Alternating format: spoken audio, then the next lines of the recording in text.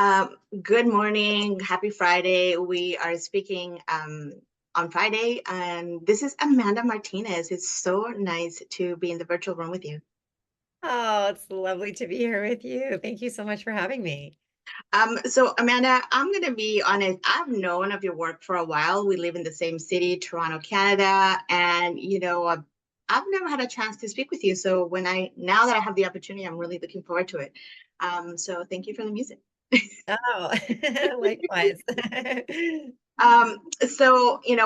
For folks that haven't followed Amanda's career, maybe let's start with a little bit of an intro, Amanda. I like to let people know what it is about your journey into music that got you started. I know you come from a bit of a musical family, so tell us a little bit about Sure. Yeah, it's interesting because growing up, I would spend my winter holidays a lot of the time in Mexico with my dad's Mexican family, and he had four brothers and a sister, and one of his brothers, my tío Elio, always would take the guitar out and would like love to compose and sing. And I was very shy, but I always just would sit there and soak it in. And his son Lenny also is a composer, not professionally. He could be, but he does it more for fun. that. And so I used to just always spend lots of time in my dad's with my dad's record collection. He had a vast collection of music, everything from jazz to folklore, to nueva trova and classical music. And I would always just be like lost in that. You couldn't bring Right. me to the dinner table. And then I guess it was in grade 12. I think maybe I was 17. I got the courage to audition for the school play, the high school play, which was Grease, and I landed one of the lead roles as Rizzo. Wow. And and then the next year I played the Eveline from The Wiz. And everyone was saying to me, "Oh, is that what you're going to do?" And I was like, "No, no, no, no." My parents always said they were very supportive to come to my shows, and I love to dance, but they were like, "This is a hobby, right? You know that." Right. So it didn't even enter my mind. And then when I did my undergraduate in biology. And when I graduated, I started having these like panic attacks because I realized it was real life. And I was just kind of learning it for the test, not because I thought I'd be a Right. singing dentist, I think, but I spent a day with my dentist and I was like, I can't do this.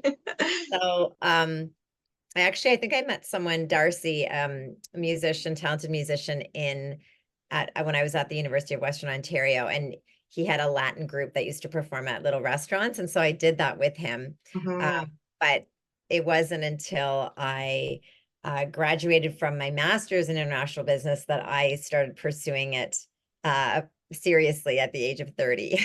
Right. What a journey. Yeah. It took me a while to finally follow my heart.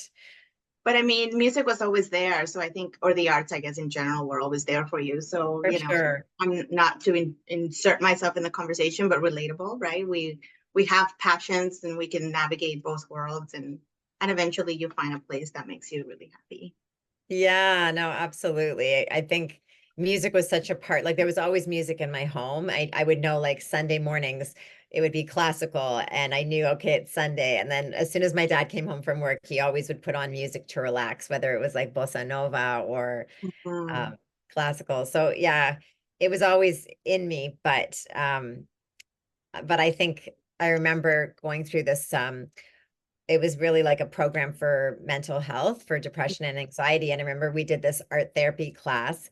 And even doing that, I was like, I don't have time for this. Like, you guys can all do your play, but I have to be productive. Anyway, but they said, if there were no shoulds, what would you want to do? And I said, oh, I would like to be a singer, but obviously I'm not going to be a singer. You can't Mm. living. And then they started saying, why not? And I realized I had all these rules in my head that my Right. parents had given me, out of fear and not knowing, like I didn't have anyone professionally that worked as an artist. But Mhm. in my heart, I feel like a lot of my, well, my cousins are professional visual artists, but a lot of our um, uncles and my abuelita, my grandmother, like she was an artist at heart, even though that's Mhm. not how she made her living. Yeah. Right. Yeah, and I think that happens in a lot of cultural kind of settings, like specific cultures, because I do come from Latin American culture, so I can speak to that. But in meeting friends from different parts of the world, I feel like there's always that we need to have some balance of something that you can make money because we live in this world where money Right. still rules. But Yes. arts and music are still very essential. So I can understand why, maybe the hesitation at first, right? And but it's kind of unavoidable because you also live in a city or you grew up in places where there's a lot of art as well around. Yes. So amazingly you start pursuing this dream of like making music. I know you act as well, but today we're going to talk about your music. So now you've done like 4 albums. What's that like? Well, Yeah. fifth, at least Yeah. five. Yes. Yeah, this will be the fifth one. Recuerdo will be the first one. Well, it's funny because I still feel like I always say when I'm on stage that I'm so grateful. I don't take it for granted when we have people in the audience because I used to literally like be singing to my dolls in my bedroom. And so when I have like real human beings that are paying money to come and spend their evening with me, I just feel so lucky. Mm, And to be also not as a trained, I'm not a trained musician, really. I've learned my craft through just doing it, but yeah. all of the band members in my band who are like a family to me, they're all, well, not everyone. Kevin is not, like Kevin's self-taught, but like Mhm. my husband Drew, he went to McGill for music, and everyone else actually, and Chendy's not either. He learned from his dad, but I guess we all have our way. But I used to always just feel like an imposter, like I'm not Mhm. really supposed to be doing this. But now that I say it's been 20 years, I guess that is what I do for a living. Right. I was just saying, I love the titles of your albums because they're one words and they're mostly obviously we speak Spanish, so one word can mean a lot, right? So, you know, libre, like freedom or being free, mañana, tomorrow, love, amor, and then you have also sola, which means I'm alone or lonely. I don't know, right? And then now we have recuerdo, which I think it can mean either memory or I remember or I my memories. Can you talk a little bit about the naming of your albums and then we can get into this last one? Yeah, so Recuerdo, originally I was going to name the album Momentos because I was looking back at different moments in my life. And then Mm-hmm. when my dad got sick, and after he passed away and we were editing, I changed it to Recuerdo, meaning like I remember. I just felt Mm-hmm. like it was stronger because it was really paying tribute to remembering him and all the legacy that he left me with because he had such a love of life and a zest for life. And he just really was really good at living in the moment. So even though I grew up with him running his own business, a small manufacturing business where he did all the designs himself, he ran it. Everyone reported to him. Like I just remember watching him and thinking like I would never want to do that, like have my own business where all the pressure's on you. Yes. But then when he would come home, he always would like enjoy being with us as a family and looked forward to meals together. And he would always get excited about like taking us out to fly a kite or like build us a go-kart. Like he was very multi-talented and and I always felt like when he was playing with me, he was really with me. Like he wasn't thinking Mm. about all other things. Whereas me, I'm much more distracted. And I think with my kids, like I could really learn from that because I'm always like, oh my God, I should be doing this. I should be doing this, rather than being like focused in the moment, one moment at a time. Well, that's fair, but I mean, sorry that your father isn't here, but it's also like a nice way to continue that relationship, right? Through music. And, I, when I lost my grandfather, who was my father figure, that's the one thing a friend of mine told me first, like, what are some of the best memories? And it's like, oh, that is totally the way to think about it, right? Like you have so many moments and memories from those. Yes, So that's so it true. totally makes sense when you kind of put it that way because you can travel through time that way, right? Uh, Yes, absolutely. And I feel like even when my dad was alive, he would always be in the audience. And I was always so excited to share mm, his crazy journey of how he bicycled from Mexico to Canada and talk about that because no one could believe it. And So for this show that we're doing next week, we're actually showing a clip from the movie or the documentary that was made about him. And like, it's one thing to hear me talk about him, but to actually see him and just, see what he was like, it's really special. So I'm excited Mhm. to share that with everyone. Yeah, so you dropped the hint there. So the show is actually next Wednesday, June 26th, and it's part of the TD Toronto Jazz Festival here. It's at Koerner Hall, who's that venue is to me is special in Yes. and of itself. So what are we going to experience on Wednesday? I know you mentioned there's going to be this clip, and then you have your band members who've been with you for a while. What else can we expect from that concert? Well, it's a special concert because we finished doing a little preview tour with my band and we showed the little clip. But for this particular concert, I have all of the special guests who are on the album. So I Mhm. have my friend Aviva Chernik we wrote a song called No Te Vayas where it was about her dad and my dad both. We were both experiencing losing our dads at the same time, Mhm. and she sings Hebrew and I sing in Spanish. So and she has a beautiful voice. So there's that. That's going to be very special. And then um, I have Donné Roberts, who's from Malagasy and grew up in Russia. And he was on my last album. And he and I wrote a song when I wasn't feeling particularly hopeful, but I wanted to feel hopeful. And so it ended up being a really hopeful song. And it's called Ya Viene el Sol, and it's about just realizing that every day is a chance to start over, and we just have one moment to live at a time. And then there's a song that I wrote with my friend who's a multi-instrumentalist, Walid Abdul Hamid, Oh, and Walid. he's Uh, yeah, he's hilarious. He actually had another show this ended up being at the same time. And he has his son's graduation, so he can't make the show. But the song that he and I wrote together is called Todavía, and it's based on words that my dad was saying in the film, where he talks about oh. um, all the things that he's still looking forward to in his senior years, and like that there's still mountains to climb and good wine to try and music to discover. Um, so there's that. And then when I grew up, my first love was dance, and there's Mhm.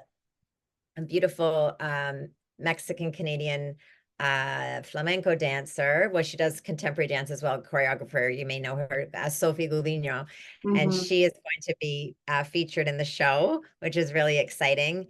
And also my friend Carlos Rivas, who helps me behind the scenes. He's a Peruvian fusion dancer, and he'll be performing as well. And then someone who's helped me a lot with my lyrics and has been on my previous album, Pablo Rosales, he's going to make an appearance singing a song that's from one of our previous albums called Let's Dance. Mhm. And finally, I didn't want to like share all the surprises, but I want people to know that it's going to be a It's the jam-packed show. full concert. Yeah, we've got my good friend Marta Vatis, who's an Mhm. award-winning Mexican-Canadian author. And the song Recuerdo is actually based on one of her short stories from her book, No Stars in the Sky. It's based on a passage from the story on Apartment 91B. And Mhm. she's going to read from that. And yeah, so I'm very excited. Yeah, no, I'm excited just hearing you say all of these things. I mean, I read about the concert, so of course I am curious. And I think it's different when I speak to artists like yourselves because I know this comes from a place where there's a lot of love and a lot of effort that goes into it. And I like how you're mixing all of the different arts in this one concert, right? Yeah. Uh, Yeah. you go ahead. No, I was going to say it's also kind of like full circle because when I Mhm. graduated with my master's in international business, I was working as the associate director for trade finance of Latin America for TD Bank. And TD Bank is, of course, the sponsor for the Toronto Jazz Festival. So it's kind of full circle. It's true. It's true. And I also think I wonder if it's in a way, another way to commemorate your father's life too, in the sense of there's this community, your community, and now you're sharing it with us audience members. Yes, absolutely. It really is. Like we did a sort of a celebration of life that was ended up being a fundraiser to raise money for Amistad Canada that Mhm. helps provide services for women and children in San Miguel de Allende, Mexico. Mhm. And that's where I ended up collaborating with Martha. And what came out of that was the song Recuerdo.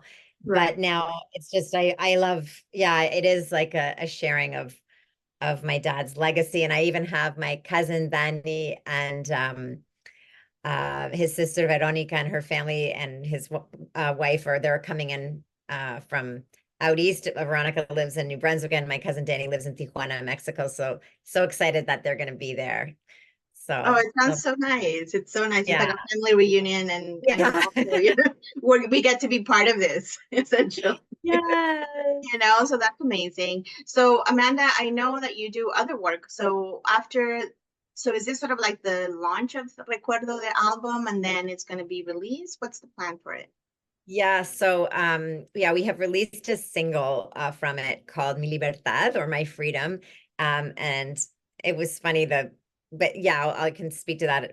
But I was going to say that the actual album is being released the following week on July 5th, which happens to be my sister's birthday. Ooh, And that's when it'll come out digitally. But we, of course, have had the album available in hard copy for those who still have a CD player. They'll be at the concert. And yeah, and I was going to say that the song Mi Libertad, we actually ended up shooting it at Gus's Tacos. My dad had always said that he's like, there's no, authentic Mexican taquerias here. So he always joked about opening one and naming it Gus's Tacos. And then I saw Gus's Tacos and I was like, oh my God, this is a sign. And we ended up shooting the video there in I honor have of seen the him. video. I have seen the video, and I live near Gus Tacos, so I Oh, think you do? Which location are you at? I'm near the one on DuPont.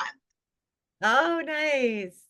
So it's nice to be able to recognize parts of the city in the videos too. So that's the other thing about your videos. Like if people are curious, you have a blend of sounds. And I always think, if people aren't sure about, new artists, because not everybody might know, I Right. always recommend go to YouTube or Bandcamp and then experience a little bit of everything from the, Yes. like I like to pick songs from different albums and then see what gravitates, and then you can understand where you're coming from. How would you explain to somebody like the influences in your music? Well, there are, I mean, I didn't mention my friend Rebecca Hennessy is going to be taking the place of Alexandra Brown, who's from Cuba originally, trumpet player, and Rebecca plays trumpet and piano like Alex. So she'll be at the show, but usually it's Alexander Osvaldo Rodriguez, who's also Cuban, plays the violin. My husband Drew, who plays the bass, upright bass and electric bass, and in this album also his dad's accordion, which is really beautiful. And Kevin La Liberté plays sort of like I say nouveau flamenco. It's not traditional flamenco. Right.